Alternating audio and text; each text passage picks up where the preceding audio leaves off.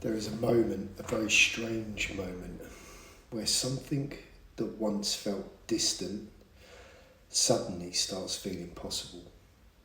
Not guaranteed, not certain, but possible. And honestly, that moment can mess with your head more than failure ever did. Because when you're struggling, your nervous system understands the assignment. Survival makes sense to the body. Scarcity feels familiar. Pressure feels familiar. Doubt feels familiar. But possibility, real possibility, that's unfamiliar territory, right? And I think this is the part nobody really talks about when it comes to markets, business, investing, or building something meaningful. People talk endlessly about how to make money, how to trade, how to invest, how to build wealth. But very few people talk about what happens psychologically when your brain suddenly realises this could actually matter. Not socially, not performatively, not fantasy, actually matter.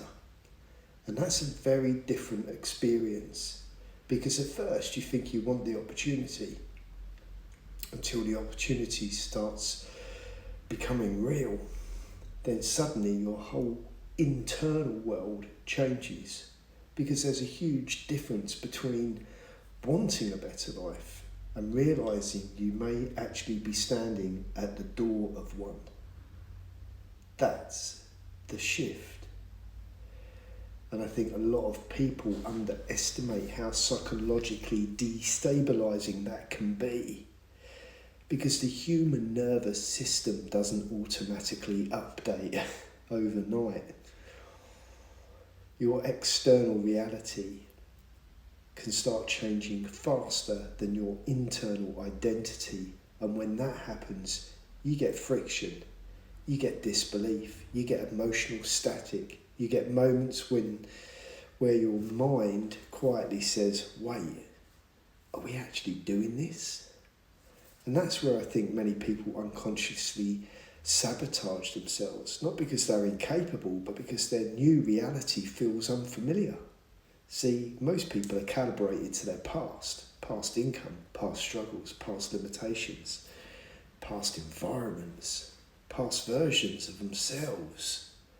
So even when opportunity appears, the body still responds from the old identity. And this is why people often sell too early, panic too early, quit too early, or shrink themselves right as things begin expanding. Because expansion creates pressure too.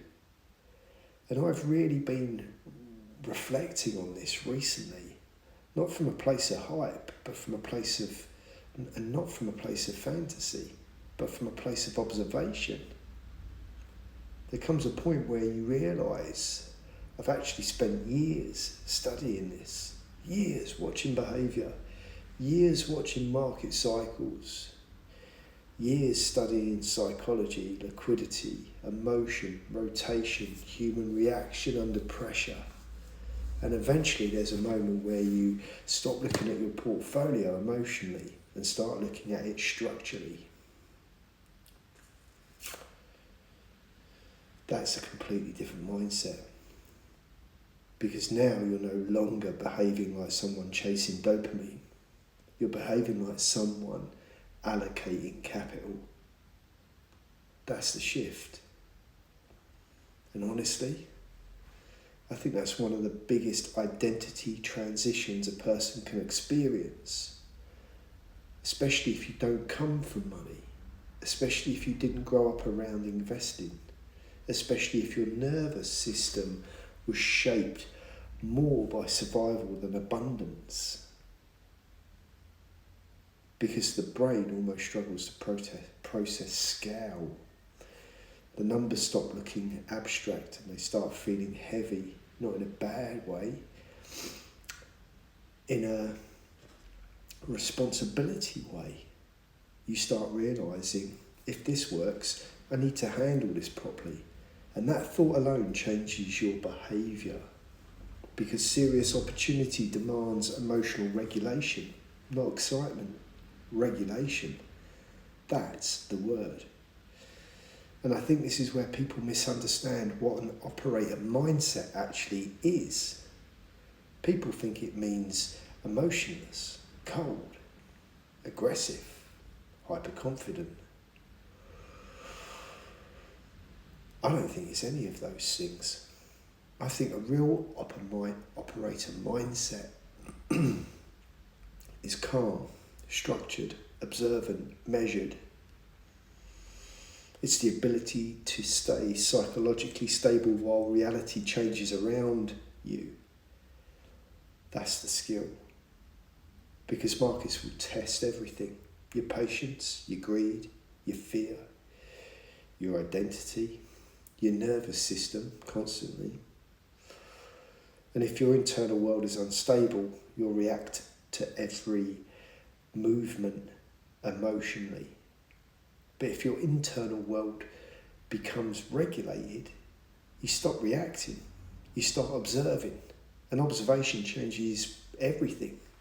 Because now instead of, oh my God, it's moving, you become interesting. Phase transition, liquidity sweeps, behavioural expansion.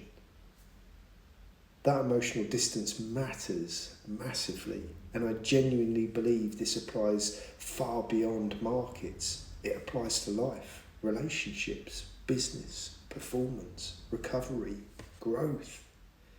Most people don't lose because they lack potential.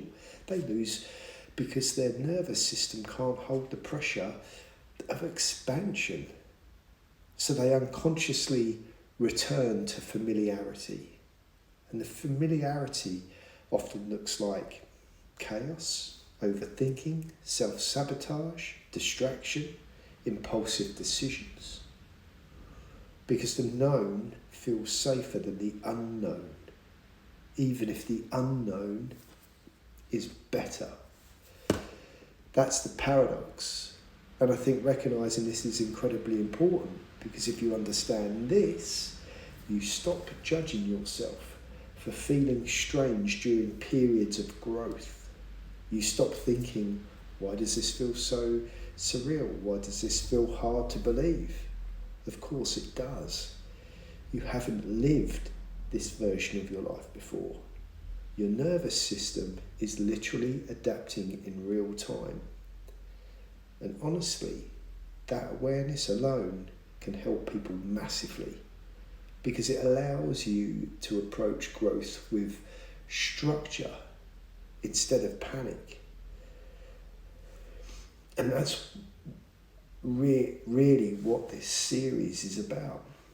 Not hype, not pretending certainty, not fake motivation, just honest observation about psychology, pressure, identity, and what happens when a person slowly realises this could actually change my life.